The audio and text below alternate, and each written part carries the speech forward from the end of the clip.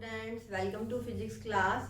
आज हम पढ़ेंगे क्वांटम मैकेनिक्स। क्वांटम मैकेनिक्स में हम देखेंगे failure of classical mechanics. Classical mechanics की फेलियर के कारण ही क्वांटम मैकेनिक्स का ओरिजिन हुआ। अब क्लासिकल मैकेनिक्स में क्या कमियां थी कि क्लासिकल मैकेनिक्स है वो मैक्रोस्कोपिक ऑब्जेक्ट्स पे तो एप्लीकेबल है, लेकिन माइक्रोस्कोपिक ऑब्जेक्ट्स पे एप्लीकेबल नहीं है। मैक्रो यानी कि जो बड़े हो गए, ठीक है, स्थूल कह देते हैं जिसे, लेकिन क्वांटम मैकेनिक्स माइक्रो पे भी एप्लीकेबल है। फॉर एग्जांपल, अगर मुझे इलेक्ट्रॉन की स्टडी करनी है तो मैं क्लासिकल के अकॉर्डिंग नहीं कर सकती, वो हम क्वांटम के अकॉर्डिंग ही कर सकते हैं। ठीक है, क्लासिकल न्यूटन मैकेनिक्स को फॉलो करती है। अब क्लासिकल मैकेनिक्स की जो कमियां थी, सबसे मेन कमी थी एक तो ब्लैक बॉडी रेडिएशन।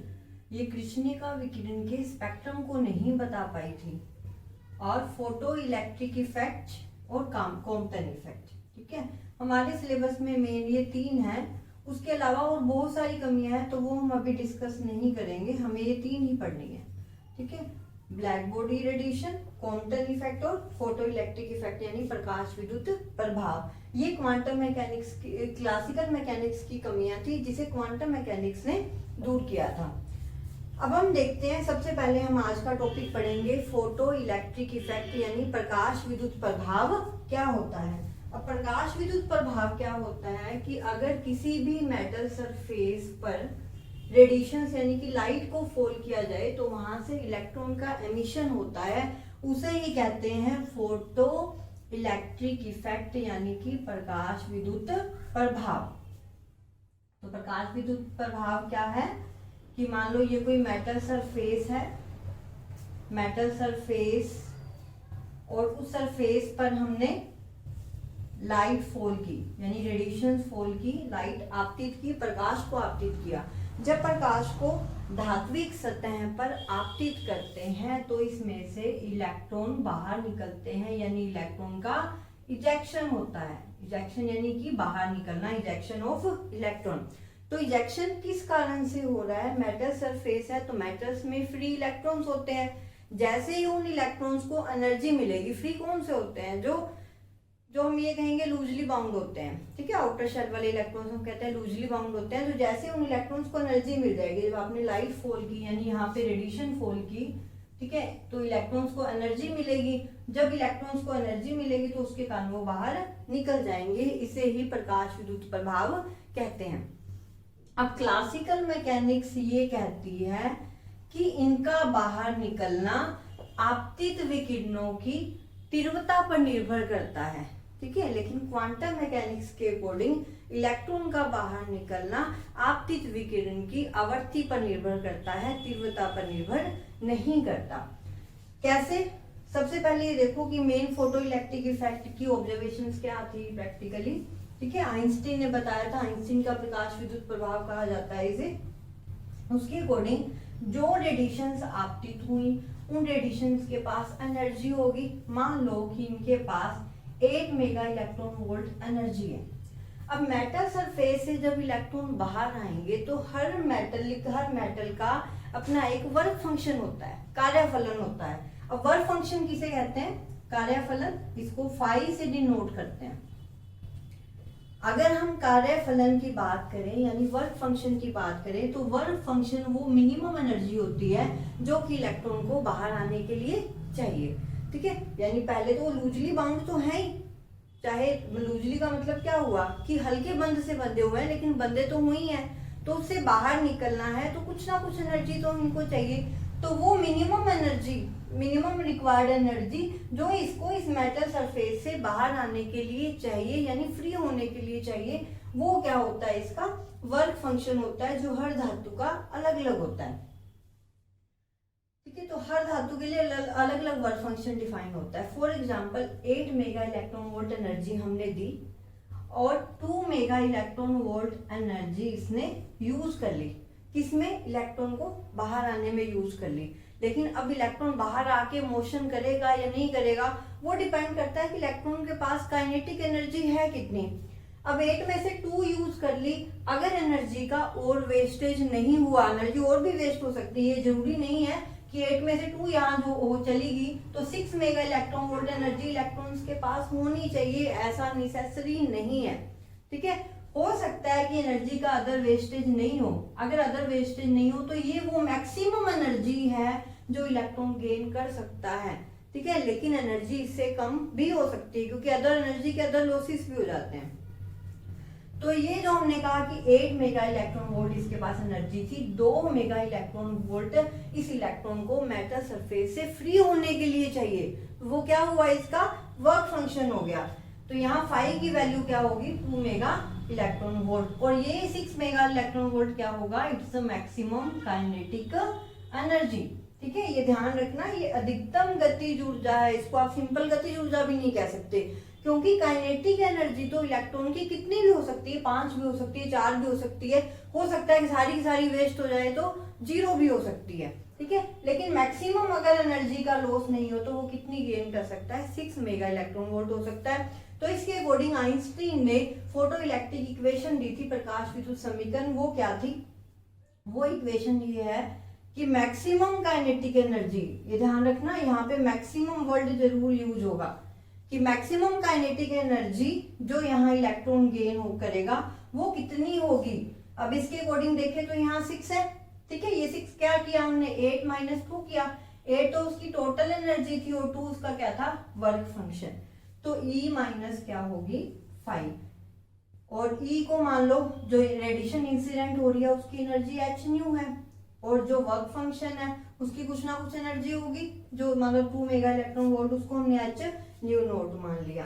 तो यहाँ पे E की वैल्यू क्या आ जाएगी, h न्यू, या फिर आप क्या लिख सकते हो इसको, hc बाय लैम्डा माइनस 5। ये जो इक्वेशन है ये कहलाती है आइंस्टीन की प्रकाश विद्युत समीकरण।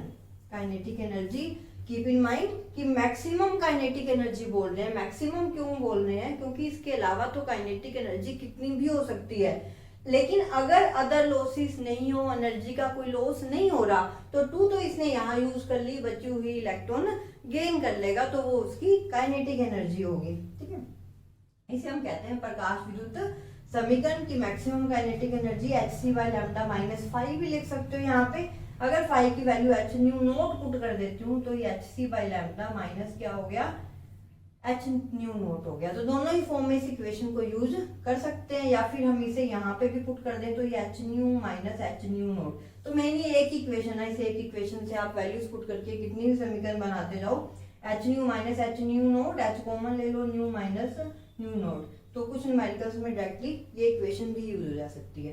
तो काइनेटिक एनर्जी मैक्सिमम कितनी हुई, h new minus new note.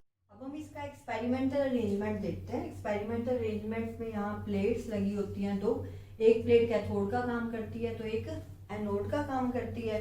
इसके बीच में प्रॉपरली वैक्यूम किया होता है, वैक्यूम चैम्बर होता है, एक सिलेंड्रिकल शेप में ट्यूब लेते हैं, और इसके साथ बैटरी कनेक्टेड है। Battery as a variable form में यानी रियोस्टेट लगा देंगे ताकि इस वैल्यूज को हम चेंज कर सकें। ये होगी अप्लाइड पोटेंशियल कैपिटल V। क्या होगा कि कैथोड पे हम रेडिएशन फॉल करेंगे। ठीक है, ये मेटल्स की बनी होती है दोनों प्लेट्स, जैसे ही हम इस पे रेडिएशन फॉल करेंगे तो इलेक्ट्रॉन्स का इजेक्शन होगा। ये इलेक्ट्रॉन्स का जो इजेक्शन होगा तो ये इलेक्ट्रॉन अब कहाँ जाएंगे, एनोड पे जाएंगे, इसलिए एनोड को हमने पॉजिटिव पोटेंशियल दे दिया ताकि इलेक्ट्रॉन यहाँ से अट्रैक्ट हो। कैथोड को नेगेटिव पोटेंशियल दिया हुआ है, तो ये इलेक्ट्रॉन जब एनोड से यहाँ अट्रैक्ट होंगे फिर ये मूव करेंगे इधर और सर्किट में करंट फ्लो होगी। इस करंट को हम क्या कहते हैं, फोटो करंट कहते हैं, प्रकाश धारा कहते हैं, प्रकाश विद्युत धारा भी कहा जाता है। ठीक है, क्या होगा कि ये प्लेट है, मान लो ये प्लेट P1 है, ये प्लेट P2 है। P1 कैथोड का काम कर रही है, P2 एनोड का काम कर रही है। दोनों के बीच में पोटेंशियल लगा दिया, कैथोड को नेगेटिव पे कर दिया और एनोड को पॉजिटिव पोटेंशियल पे कर दिया। जब यहाँ पे आप लाइट इंसिडेंट कराओगे, लाइट इंसिडेंट कराने के बाद यहाँ इलेक्ट्रॉन्स का इजेक्शन होगा, और इलेक्ट्रॉन्स का इजेक्शन होने से ये इलेक्ट्रॉन्स एनोड की तरफ मूव करेंगे। एनोड की तरफ मूव करेंगे तो सर्किट में यहाँ करंट फ्लो, इलेक्ट्रॉन्स क्यों मूव कर जाएंगे तो सर्किट में धारा का प्रवाह होगा, और इस धारा को क्या कहते हैं, प्रकाश धारा कहते हैं, फोटो करंट कहते हैं। अब ये देखो प्रकाश विद्युत प्रभाव क्या है? प्रकाश विद्युत प्रभाव ये कहता है कि इलेक्ट्रॉन्स का इजेक्शन जो है वो आवर्ती पर निर्भर करता है, ठीक है, ना कि तीव्रता पर। इट मीन्स फ्रीक्वेंसी पे डिपेंड करता है, इंटेंसिटी पे डिपेंड नहीं करता। ये ध्यान से समझना। कैसे? इलेक्ट्रॉन्स, इस पे आप रेडिएशन फॉल कर दो, इस जो रेडिएशन की जो एनर्जी है वो इसकी थ्रेशोल्ड फ्रीक्वेंसी, इस मेटल का कुछ ना कुछ वर्क फंक्शन होगा, यानी इसकी कोई ना कोई फ्रीक्वेंसी होगी कि मिनिमम फ्रीक्वेंसी, उसी को क्या बोल देते हैं? थ्रेशोल्ड फ्रीक्वेंसी, यानी कि दहली आवृत्ति, जो हर मेटल की अलग अलग होती है। दहली आवृत्ति यानी हम कहेंगे थ्रेशोल्ड फ्रीक्वेंसी। थ्रेशोल्ड फ्रीक्वेंसी, हर मेटल की मिनिमम कोई ना कोई फ्रीक्वेंसी होगी, उस फ्रीक्वेंसी से ज्यादा फ्रीक्वेंसी का प्रकाश आपतित करने पर ही इलेक्ट्रॉन बाहर निकलेंगे, अदरवाइज नहीं निकलेंगे। क्यों? अभी मैंने ये कहा था कि हर मेटल का एक वर्क फंक्शन होता है, minimum energy h new not, कि अगर आप इसको मिनिमम एनर्जी दोगे तभी बाहर निकलेंगे। मान लो कि इलेक्ट्रॉन को बाहर आने के लिए 2 मेगा इलेक्ट्रॉन वोल्ट एनर्जी चाहिए थी और आपने 1 मेगा इलेक्ट्रॉन वोल्ट दे दी, तो इलेक्ट्रॉन तो मेटल के सरफेस से बाहर आ ही नहीं पाएगा, ठीक है। तो इसलिए यहाँ पे ये जो फाई की वैल्यू है h न्यू नॉट, इस फाई की कोरस्पोंडेंस जो फ्रीक्वेंसी है वो है न्यू नॉट। इसी फ्रीक्वेंसी को क्या कहते हैं? Threshold frequency. तो ये वो फ्रीक्वेंसी है, मिनिमम फ्रीक्वेंसी, जिसे आप देने पर इलेक्ट्रॉन्स का इजेक्शन होगा। अगर जो रेडिएशन इंसिडेंट हो रही है उनकी फ्रीक्वेंसी थ्रेशोल्ड फ्रीक्वेंसी से कम है, यानी न्यू नॉट से कम है, तो एनर्जी भी तो कम होगी, h न्यू नॉट कम होगी। तो जब एनर्जी कम होगी तो इलेक्ट्रॉन्स बाहर नहीं निकलेंगे। यहाँ हम वर्ड यूज करते हैं मिनिमम फ्रीक्वेंसी। मिनिमम फ्रीक्वेंसी कह लो और चाहे मैक्सिमम वेवलेंथ कह लो, ठीक है, क्योंकि लैम्डा और न्यू इनवर्सली होते हैं ना, न्यू इक्वल्स टू होता है सी बाय लैम्डा, तो न्यू नोट इक्वल्स टू क्या हो जाएगा? C by lambda naught. Lambda naught को क्या बोल दोगे? थ्रेशोल्ड वेवलेंथ बोल दोगे, टर्म वही है, ठीक है। ये वर्क फंक्शन है, न्यू नोट होगी थ्रेशोल्ड फ्रीक्वेंसी, दहली यानी कि लिमिटेशन लगा दी, और लैम्डा नोट क्या होगी? थ्रेशोल्ड वेवलेंथ, ठीक है। तो ये वो मैक्सिमम वेवलेंथ होगी जो देने पर इलेक्ट्रॉन्स का इजेक्शन होगा। तो यहाँ अगर frequency, minimum frequency new note से, अगर न्यू की वैल्यू, ये जो एनर्जी आ रही है वो h न्यू है, ठीक है, और h nu should be greater than to the h nu naught, work function से ज्यादा होना चाहिए, E फाई से बड़ा होना चाहिए। E अगर फाई से बड़ा होगा तभी इलेक्ट्रॉन्स का इजेक्शन होगा। E था 8 मेगा इलेक्ट्रॉन वोल्ट, हमने एग्जांपल लिया था, फाई कितना था? 2 था, तो 2 से तो ज्यादा ही होगा, तो इलेक्ट्रॉन का इजेक्शन होगा। तो E की वैल्यू पुट कर दी h न्यू, फाई की h न्यू नोट, h से h कैंसिल आउट, यानी न्यू बड़ा होना चाहिए न्यू नोट से। अगर फ्रीक्वेंसी जो आप रेडिएशन इंसिडेंट कर रहे हो और उसकी फ्रीक्वेंसी न्यू है और जो मेटल है उसकी थ्रेशोल्ड फ्रीक्वेंसी क्या है? न्यू नोट है, तो फ्रीक्वेंसी अगर थ्रेशोल्ड फ्रीक्वेंसी से ज्यादा होगी तभी इलेक्ट्रॉन्स का इजेक्शन होगा, अदरवाइज इलेक्ट्रॉन का इजेक्शन नहीं होगा। अब इसमें ये देखो कि अब हमने फ्रीक्वेंसी, मान लो कि जो वेव इंसिडेंट हो रही है उसकी फ्रीक्वेंसी थ्रेशोल्ड फ्रीक्वेंसी से ज्यादा है, तो ये कंडीशन हमने ले ली कि न्यू ग्रेटर देन है न्यू नोट से। अब ज्यादा है, अब आप इसकी तीव्रता बढ़ाओ, यानी कि इंटेंसिटी बढ़ाओ। अब अगर आप इसकी तीव्रता बढ़ाते हो तो नंबर ऑफ फोटो इलेक्ट्रॉन्स, जो इलेक्ट्रॉन्स यहाँ पे बाहर निकल रहे हैं उन्हीं इलेक्ट्रॉन्स को बोलते हैं फोटो इलेक्ट्रॉन्स। तो नंबर ऑफ इलेक्ट्रॉन्स है या number of photo electrons will be increase. अगर फ्रीक्वेंसी थ्रेशोल्ड फ्रीक्वेंसी से ज्यादा है, ज्यादा ले ली, कितनी भी ले ली, उसे कांस्टेंट रख दिया हमने, मान लो हमने ले ली 3 mega electron volt, work function है इसका 2 मेगा इलेक्ट्रॉन वोल्ट, ठीक है, तो क्या होगा? इलेक्ट्रॉन्स का इजेक्शन होगा। अब फ्रीक्वेंसी को तो आप कांस्टेंट रख दो, अब इंटेंसिटी बढ़ाते जाओ, अब इंटेंसिटी बढ़ाओगे तो नंबर ऑफ इलेक्ट्रॉन्स बढ़ेंगे। तो ओवरऑल ये डिपेंड किस पे कर रही है? फ्रीक्वेंसी पे। लेकिन फ्रीक्वेंसी अगर आपने थ्रेशोल्ड से ज्यादा ले ली, उसके बाद इंटेंसिटी बढ़ाने पर इलेक्ट्रॉन्स का इजेक्शन बढ़ेगा। जैसे जैसे आप इंटेंसिटी बढ़ाते जाओगे वैसे वैसे इलेक्ट्रॉन ज्यादा निकलते जाएंगे। लेकिन अगर फ्रीक्वेंसी थ्रेशोल्ड फ्रीक्वेंसी से कम है, अब आप इंटेंसिटी को जितना मर्जी बढ़ाते जाओ कोई इफेक्ट नहीं पड़ेगा। अब इंटेंसिटी बढ़ा रहे हो तो इलेक्ट्रॉन्स का इजेक्शन पे कोई इफेक्ट नहीं पड़ेगा। लेकिन अगर फ्रीक्वेंसी थ्रेशोल्ड फ्रीक्वेंसी से ज्यादा है, फिर आप इंटेंसिटी बढ़ाते हो, तो नंबर ऑफ फोटो इलेक्ट्रॉन्स है वो इंक्रीज होंगे। ठीक है, अब ये देखो, मान लो एनोड को हमने पॉजिटिव पोटेंशियल दिया, इलेक्ट्रॉन्स यहाँ पे पहुंचते गए। अब इस पोटेंशियल को आप बढ़ाते जाओ, जैसे जैसे ये पोटेंशियल आप बढ़ाओगे इलेक्ट्रॉन्स उतनी जल्दी अट्रैक्ट होंगे, यानी उतने ज्यादा यहाँ पे पहुंचेंगे, तो फोटो करंट का मान बढ़ेगा।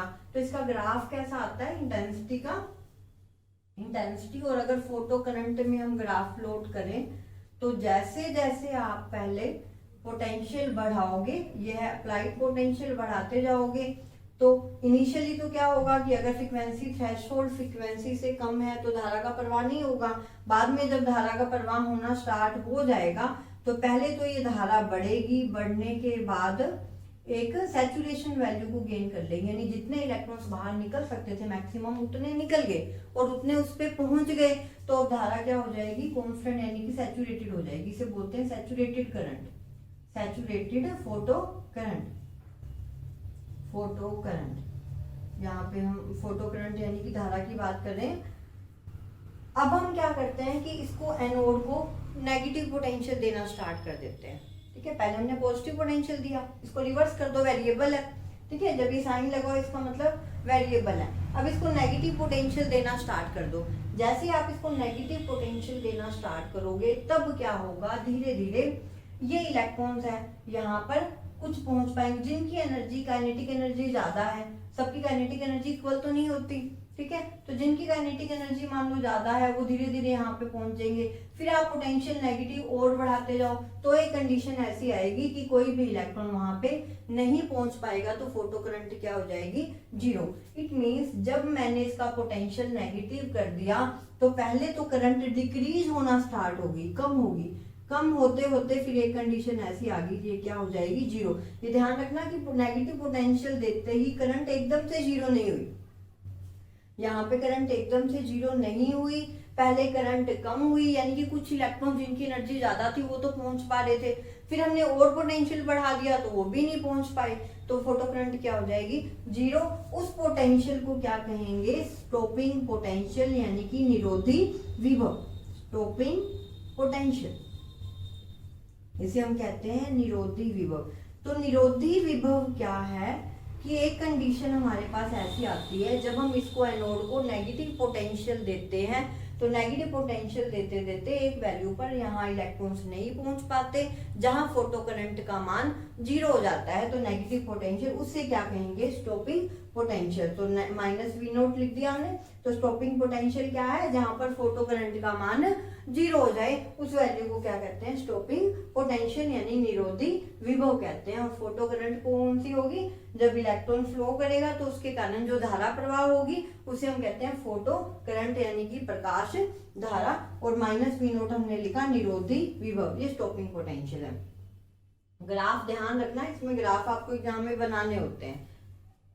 देखते हैं effect of intensity on stopping potential, कि इंटेंसिटी पे क्या फर्क पड़ता है। पहले स्टॉपिंग पोटेंशियल की इक्वेशन देखो, हमने लिखा था kinetic energy maximum equals to क्या आ जाएगा, E माइनस 5, ई को हमने लिखा hc बाई लैम्डा माइनस 5, ये काइनेटिक एनर्जी मैक्सिमम होती है।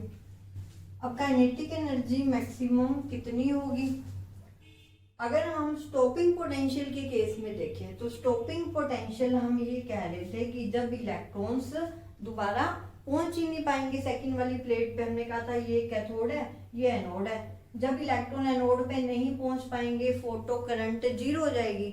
जब फोटो करंट जीरो हो जाएगी तो उस कंडीशन में जो पोटेंशियल होगा उसे हम कहेंगे स्टॉपिंग पोटेंशियल, यानी निरोधी विभव।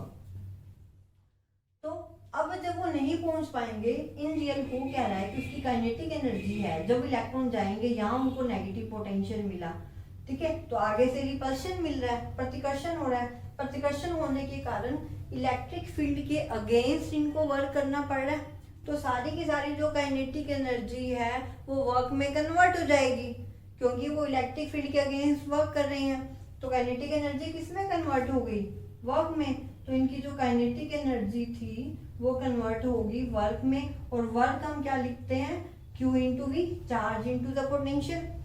चार्ज मान लो इलेक्ट्रॉन पे चार्ज ई हो गया, और यहाँ पोटेंशियल, स्टॉपिंग पोटेंशियल क्या आ जाएगा, वी नॉट। तो काइनेटिक एनर्जी उस केस में यहाँ क्या आ जाएगी, ई वी नॉट। तो इस फॉर्म में ये फॉर्मूला ऐसे बन जाएगा, h c minus lambda minus 5।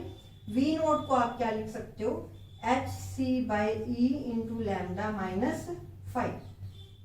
यहाँ पे 1 बाई लैम्डा को अलग कर लो, तो ये हो जाएगा h c by e minus 5 by e upon में है 5 by e equals to V naught. ये स्टॉपिंग पोटेंशियल की वैल्यू आ गई।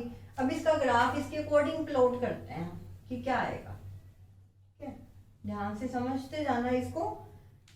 वी नॉट 1 बाई लैम्डा, ये इक्वेशन ऐसे है, y equals to m x minus c.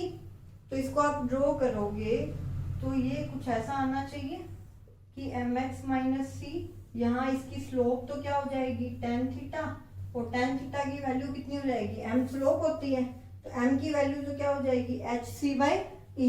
तो tan थीटा इक्वल्स टू हो गया h c by e. Graph खींचे हमने 1 बाई लैम्डा में, और यहाँ स्टॉपिंग पोटेंशियल ले लिया V naught. y equals to m, x हो गया 1 बाई लैम्डा, y हो गया वी नॉट, और c क्या आ जाएगा 5 बाई ई। तो इसकी वैल्यू कितनी हो जाएगी 5 बाई ई।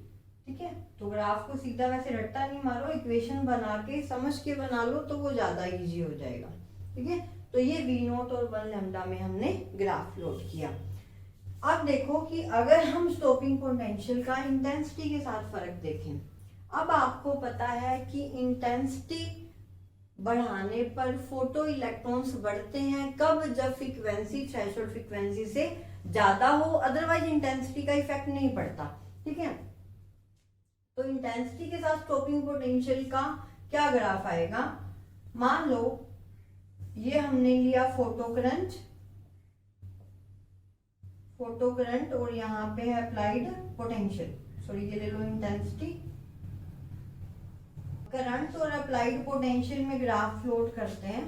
ठीक है, तो क्या होगा कि आपको पता है पोटेंशियल के साथ सबसे पहले धारा का मान बढ़ता है, फिर सैचुरेशन वैल्यू को गेन कर लेता है। यहाँ सैचुरेटेड हो जाती है करंट, जब मैक्सिमम फोटो इलेक्ट्रॉन पहुंच जाएंगे तो करंट मैक्सिमम उतनी आएगी, सैचुरेटेड हो जाएगी।